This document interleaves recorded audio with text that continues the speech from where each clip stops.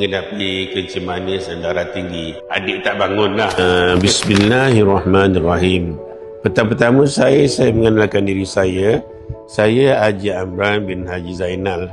Saya berumur 68 tahun dan saya menghadapi kencing manis dan darah tinggi.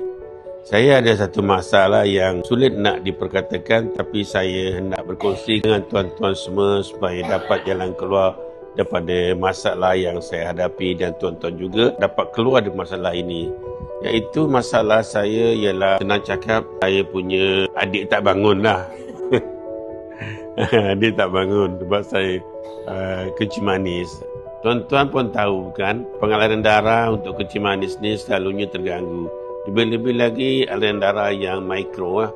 Maksudnya aliran darah tu kepada alit sulit kita lah. Jadi jangan saya makan produk B-Strong ini seminggu 2 kali. Saya telah dapat semula tenaga yang hilang dahulu lah. Dan saya berasa syukur kepada Allah SWT. Dan saya nak syorkan kepada tuan-tuan untuk menggunakan produk ini. Jangan takut.